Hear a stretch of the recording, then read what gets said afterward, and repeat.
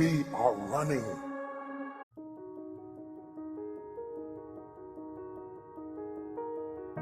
So if you put a pair of earphones on at night with a program of what you would like to be true in your life, that program is playing. It's not playing into your conscious mind. That's shut off. It's now going straight into the subconscious mind. You will be successful because 95% of the day, your program automatically will be seeking your wishes. Talk to me about your book, The Honeymoon Effect. Yeah. What that was all about, if you can explain it. Okay, the honeymoon effect is this. This is the whole story of the Matrix. Matrix, you've been programmed. Oh, we're going to take a red pill and get out of the program, okay? Falling in love is the equivalent of taking the red pill biologically. Scientists have studied what is called mind wandering. I said, what is mind wandering? I said, well, your conscious mind could be focused on a task, or your conscious mind could go off into think about things, okay? And the relevance about that is when the conscious mind is staying in the front, you're in absolute control. Wishes, desires, what you want, conscious mind, creative, you're in control. But the moment your conscious mind takes off into a thought or starts thinking or whatever going on, it lets go of the wheel, the autopilot takes over, okay? So the idea is this: if your mind is wandering, then you're being run by the subconscious. And it turns out this is very negative. When your mind is straightforward in consciousness, you're controlling the vehicle. So I say, falling in love has been demonstrated biologically to be equivalent to the red pill, because what it does is it keeps you, what do they call, mindful, keeps you conscious. Look, you've been looking for this partner your whole life. They're now in front of your face. This is not the time to go thinking about things. It's time to be, oh, look what I got right here in front of me. And I say, well, think about it this way. Your life could suck every day, every day, every day, every day. And then you meet this person, and 24 hours later, it's heaven on earth. 24 hours later, oh my God, I'm so in love, Even the job's not so bad anymore, and the food tastes great, and the music is so much better, and love, and love, and love. I go, what the heck happened? You had all of this negative, and then in 24 hours, you have this heaven on earth. And the answer was, it was taking the red pill. That's what falling in love is.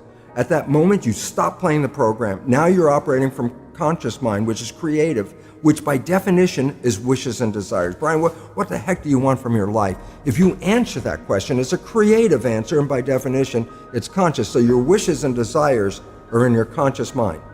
In a normal person's life, 5% of the day, you're moving toward that. 95% you're playing the program. You fall in love, 100, it was actually 90%, I think is the number, 90% from conscious mind. 90% of the day you are now operating from creative wishes and desires. I go, look, I said your life sucked all the way up, and then 24 hours of operating on wishes and desires and not playing the program turned earth into heaven for you at that moment. And then you go, well, how come the honeymoon doesn't last? I go, because inevitably you still have to think about things, your job, your chores, your requirements, what you have to do. And at some point, once you start thinking, then the conscious mind is shut off. And guess what shows up?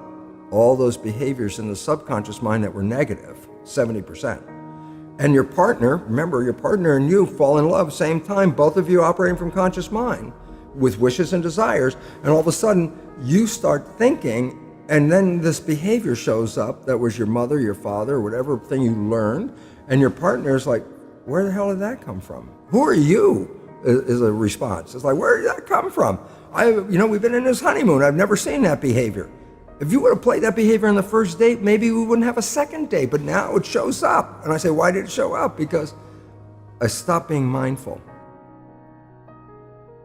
So how do you teach people to keep the honeymoon alive? Is to change the subconscious program. and it's simple for reasoning is simple. Conscious mind, wishes and desires. Subconscious mind, program. Well, what if you took the wishes and desires and made those programs?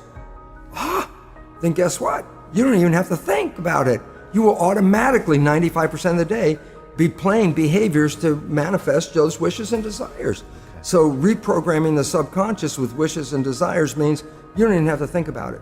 You will be successful because 95% of the day, your program automatically will be seeking your wishes.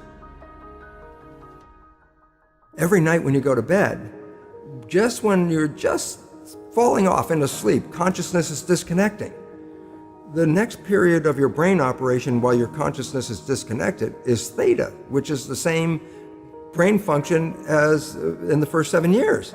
So if you put a pair of earphones on at night with a program of what you would like to be true in your life, as soon as your conscious mind disconnects, that program is playing. It's not playing into your conscious mind, that's shut off.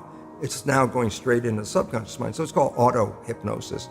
You don't need to go see a hypnotherapist. You just have to pick out what program would you like to have that you don't have, and they sell these programs. We are running out of time. What are you going to do?